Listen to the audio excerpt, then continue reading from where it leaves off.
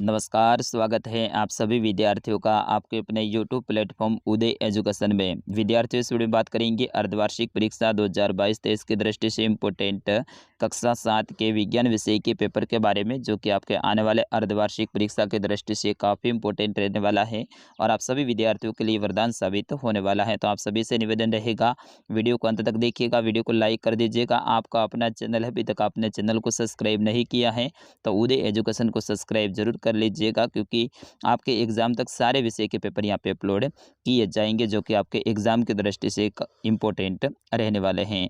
विद्यार्थियों, ये पेपर अगर आपको डाउनलोड करना है तो वीडियो के बीच में या फिर अंत में मैं कहीं पे भी बता सकता हूँ, और ये पेपर पूरा का पूरा आपको PDF के रूप में मिलेगा। तो इसके लिए आपको वीडियो को अंत तक का देखना पड़ेगा। सारे प्रश्नों के उत्तर भी हमने साथ में लिखे हैं, ताकि आप सभी विद्यार्थी जब इस पेपर को डाउनलोड करेंगे तब आपके ये काम आएंगे।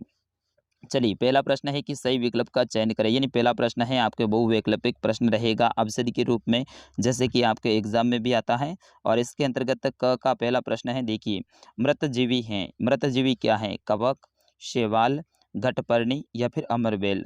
तो मृतजीवी हैं वो कवक होते हैं, ठीक है ना। तो ऑप्शन नंबर अ रहेगा इसका सही उत्तर। दूसरा देखिए इसमें, ख, हमारे मुख में कितने रत्नक दांत पाए जाते हैं? बिल्कुल आपको बताना है हमारे मुख के अंदर कितने रत्नक दांत हैं वो पाए जाते हैं। 5, 4, 8 या फिर 6। तो विद्यार्थियों, हमारे मुख के अंदर हैं वो रत्नक दांत हैं वो 4 पाए जाते हैं, ठीक है ना। 2 ऊपर और 2 नीचे। अगला प्रश्न, रेशम कीट पालन कहलाता है एपीकल्चर, सेरीकल्चर, पिसीकल्चर या फिर सिल्वीकल्चर। तो इसका सही आंसर क्या हो जाएगा? सेरीकल्चर कहलाता है। चलिए, आड़ा देखिए इसमें, तवसा द्वारा श्वसन करने वाला जीव कौन सा है? मछली, चिपकली, केंचुआ, कॉकरोच। तो केंचुआ है विद्यार्थियों, ये अपने तवसा के द्वारा श्वसन करता है, यानी श्वास लेता है। तो अपना ऑप्शन नंबर स रहेगा इसका सही आंसर। ऐसा कैसा प्रश्न आपके एग्जाम में आने वाला है। दूसरा प्रश्न देखिए, पोषण किसे कहते हैं? तो पोषक तत्वों को ग्रहण करने की जो विधि होती है वो पोषण कहलाती है। यानी पोषक तत्व होते हैं उनको ग्रहण करने की जो विधि है उसे ही पोषण कहते हैं। तीसरा प्रश्न देखिए, भोजन के प्रमुख घटकों के नाम लिखिए। तो भोजन के जो प्रमुख घटक हैं, कार्बोहाइड्रेट, हाइड्रेट, वसा, प्रोटीन, खनिज, लवण और विटामिन और जल, ये सारे के सारे हमारे भोजन के मुख्य या फिर प्रमुख घटक हैं। अगला प्रश्न है कि सारक किसे कहते हैं? सारक स्वाद में कड़वे होते हैं तथा स्पर्श करने पर साबुन जैसे लगते हैं, उन्हें सारक कहते हैं, ठीक है ना। तो स्पर्श करने पे ये साबुन जैसे लगते हैं और स्वाद में क्या होते हैं? कड़वे होते हैं, उन्हें सारक कहा जाता है। पांचवा प्रश्न देखिए, भौतिक परिवर्तन किसे कहते हैं? इस प्रकार के परिवर्तन में पदार्थों के भौतिक गुणों में परिवर्तन होता है और कोई नया पदार्थ नहीं बनता है, तो उसे क्या कहते हैं? भौतिक परिवर्तन कहते हैं। छठा प्रश्न देखिए, पवन किसे कहते हैं? ये भी काफ़ी इंपॉर्टेंट है आपके एग्जाम के दृष्टि से। तो पवन, तीव्र गति की जो हवा होती है उन्हें पवन कहा जाता है, या फिर हवा जो चलती है, ठीक है ना, हवा जो चलती है उन्हें क्या कहा जाता है? पवन कहा जाता है।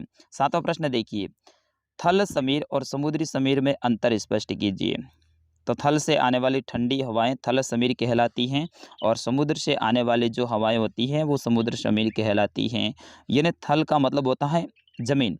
तो जमीन के ऊपर से जो ठंडी हवाएं आती है ना, उसे तो थल समीर कहते हैं, और समुद्र के अंदर से जो हवाएं आती हैं उन्हें समुद्र समीर कहा जाता है। समीर का मतलब हवा ही होता है, ठीक है। अपर्दन किसे कहते हैं?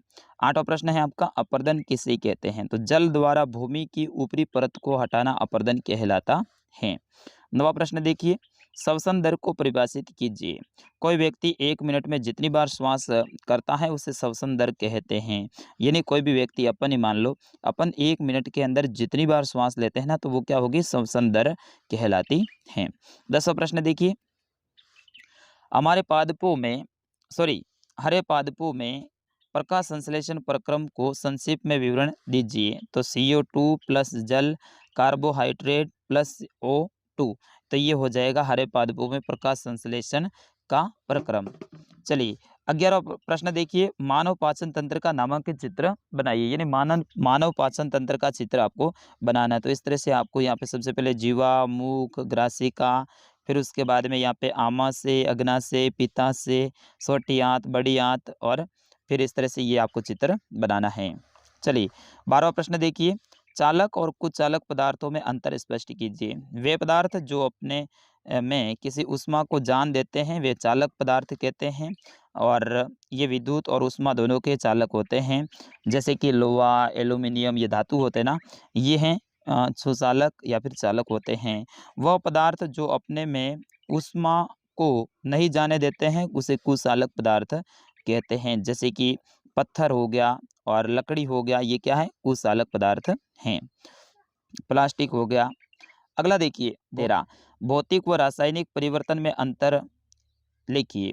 तो यहाँ पे उत्तर देखिए, कुछ पदार्थों में ऐसा होता है कि परिवर्तन का कारण हटाने पर पुनः प्रारंभिक पदार्थ प्राप्त हो जाता है। ऐसे परिवर्तन को भौतिक परिवर्तन कहते हैं। जबकि दूसरी तरफ कुछ परिवर्तन ऐसे होते हैं जिसमें पदार्थों को संगठन ही बदल जाते हैं और नए पदार्थ बन जाते हैं, उसे रासायनिक परिवर्तन कहते हैं। प्रश्न संख्या 14 समझाइए कि मृदा कैसे बनती है, यानी मिट्टी कैसे बनती है। तो यहाँ पे देखिए, पवन, जल, जलवायु की क्रिया से सेलों यानी चट्टानों के टूटने पर मृदा का निर्माण होता है और इस प्रकार शेल कणों और ह्यूमस का मिश्रण मृदा कहलाता है। प्रश्न संख्या 15 श्वसन कितने प्रकार का होता है और उसमें अंतर स्पष्ट कीजिए। तो अंत श्वसन और बाह्य श्वसन, यानी श्वसन है वो दो प्रकार के होते हैं। कितने प्रकार के होते हैं? दो प्रकार के। एक तो होता है अंत श्वसन और दूसरा होता है बाह्य श्वसन। ऑक्सीजन को अंदर ग्रहण करने वाला है उसे तो अंत श्वसन कहते हैं, जबकि कार्बन डाइऑक्साइड को बाहर छोड़ते हैं उसे बाह्य श्वसन कहा जाता है। यानी एक तो अपन क्या करते हैं, अंदर लेते हैं श्वास को और फिर श्वास को छोड़ते हैं। तो छोड़ते हैं वो होती है कार्बन डाइऑक्साइड और अंदर लेते हैं वो ऑक्सीजन गैस होती है। चलिए प्रश्न संख्या 16 क्लोरोफिल क्या है और क्लोरोफिल युक्त कोशिकाएं दर्शाते हुए एक पत्ती का चित्र बनाइए। तो पत्तियों में एक हरा वर्णक पाया जाता है जिसके कारण पत्तियों का रंग हरा होता है, उसे क्या कहते हैं? क्लोरोफिल कहते हैं। तो और इसका देखिए इस तरह से आपको चित्र बनाना है। प्रश्न संख्या 17 रेशम के फाइबर से रेशम कैसे प्राप्त किया जाता है, विस्तार से बताइए। रेशम के फाइबर से रेशम कैसे प्राप्त किया जाता है, मैं यहाँ पे बता रहा हूँ, थोड़ा सा ध्यान से आप देखिएगा, ये प्रश्न काफी इंपॉर्टेंट है। रेशम का संसाधन, रेशम फाइबर प्राप्त करने के लिए कोकूनों की बड़ी ढेरी का उपयोग किया जाता है और वयस्क कीट में विकसित होने से पहले ही कोकूनों को धूप में रखा जाता है अथवा पानी में उबाला जाता है और या फिर भाप में रखा जाता है। इस प्रक्रम को रेशम के फाइबर पृथक हो जाते हैं। प्रश्न संख्या 18 उदासीनीकरण की प्रक्रिया को प्रयोग द्वारा समझाइए। तो रसायन विज्ञान में उदासीकरण अभिक्रिया वह अभिक्रिया है जिसमें अम्ल और क्षार क्रिया करके एक लवण और जल का निर्माण करते हैं। इसे निम्नलिखित रूप से भी दर्शा सकते हैं, जैसे कि अम्ल धन क्षार बराबर लवण प्लस जल। उदाहरण के लिए HCl plus NaOH NaCl plus H2O। इस तरह से आप इसका उत्तर बता सकते हैं। तो विद्यार्थियों ये था कक्षा 7 का विज्ञान विषय का पेपर। मैं आशा करता हूँ आप सभी विद्यार्थियों को वीडियो पसंद आया होगा, पेपर भी पसंद आया होगा और बिल्कुल आपने अच्छे से इन प्रश्नों को देख लिया होगा। ये ऐसे ही प्रश्न आपके एग्जाम में सीधे पूछे जाने वाले हैं। अगर ये आपको पेपर चाहिए तो बिल्कुल मैंने आपको शुरुआत में ही बताया था कि पेपर कहाँ पर मिलेगा, ये हमारी वेबसाइट पर मिलेगा। साथ ही वेबसाइट हैं वो है www.udaystudy.com।